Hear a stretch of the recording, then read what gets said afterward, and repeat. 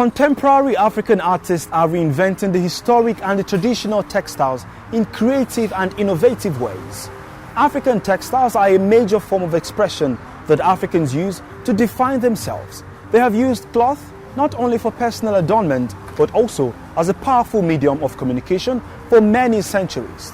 In the olden days, our early mother, there are different ways they normally do to design their own fabrics, and everything they use from the cotton to the dye, everything is purely natural.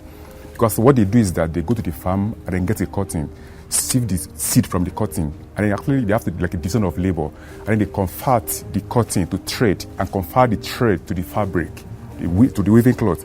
And then when they do that one, they go to the farm and get the cassava, soak cassava inside the water. After 3 days, bring it and have it dissolved, and then convert it to the powder. So they turn it becomes like amala. So they even eat it at that time.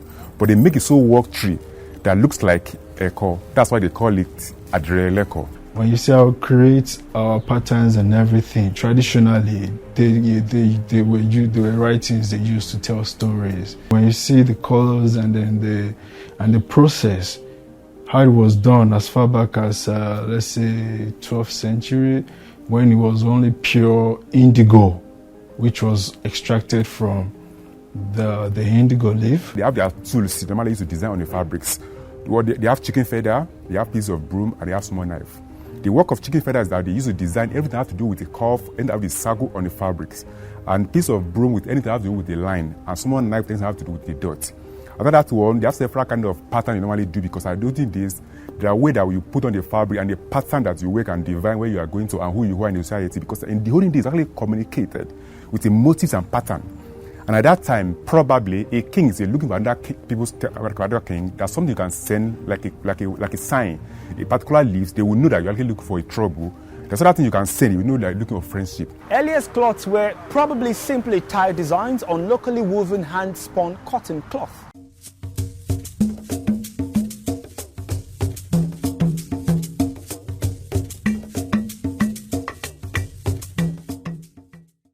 Like this one you see here now, on my head now, we planted it here so that anytime we have a production, we normally plant it, because like this water you see now, that's what is inside.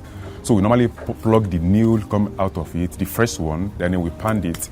So when we pound it, and then we soak it with the water, and then we use it for our production.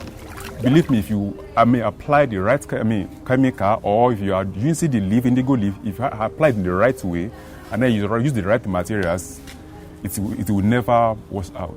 Most processes require a direct and sustained engagement with the materials, and the form of making becomes an intrinsic part of the art and the meaning. There are different methods to achieve this different way of creating textiles. For batik process, that is when you have to use the wax to create your patterns on your textile.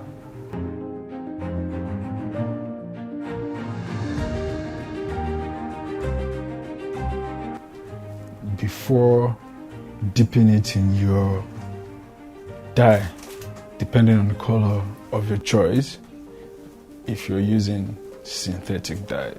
But if it's indigo, yeah, of course, all you can get is indigo if you're just making it organic dyes.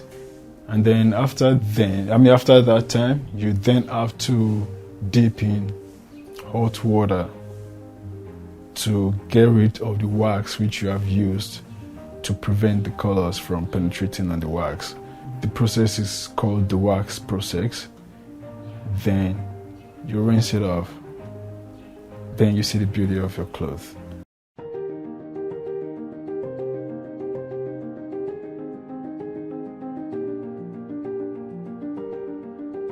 When I started, I was well discouraged when I want to start this work, because we do start on paper before you can move to a particular of doing practical of it.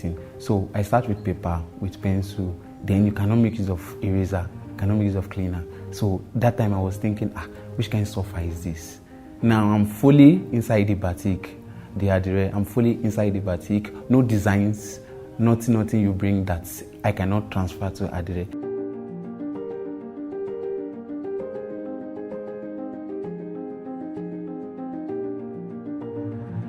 The Adire design is that because in the olden days, our early mother they call it Adire design because it's a language.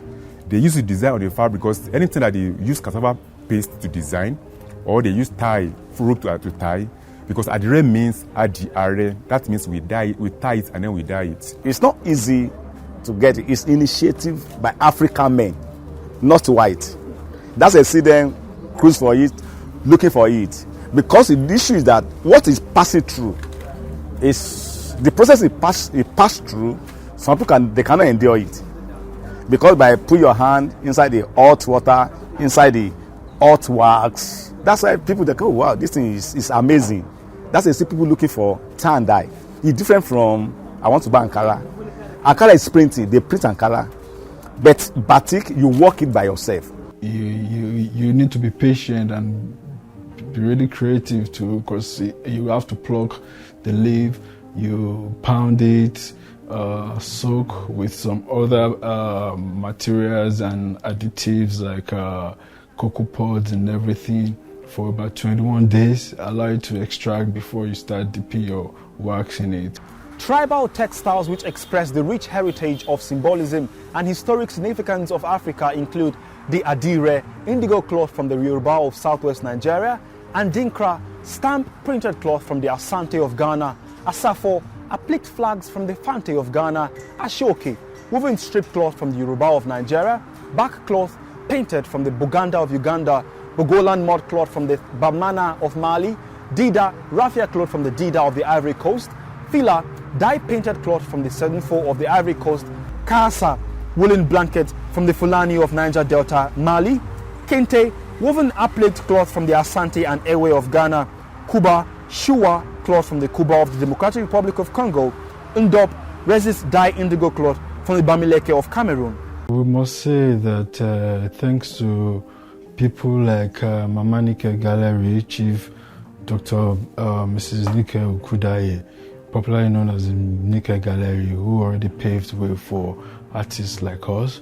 But I must say, even when I started, the acceptance wasn't really that much. But it was something we believed in.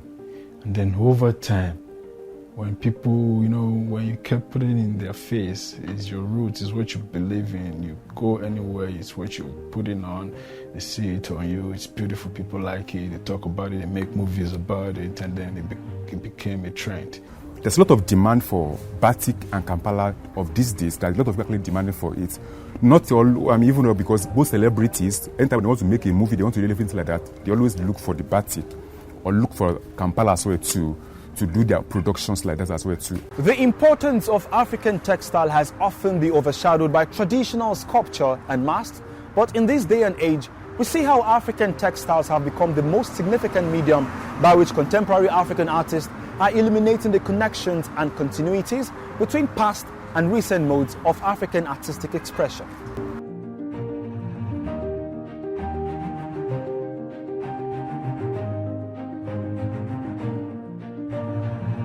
When you're connected to it, it's not just art.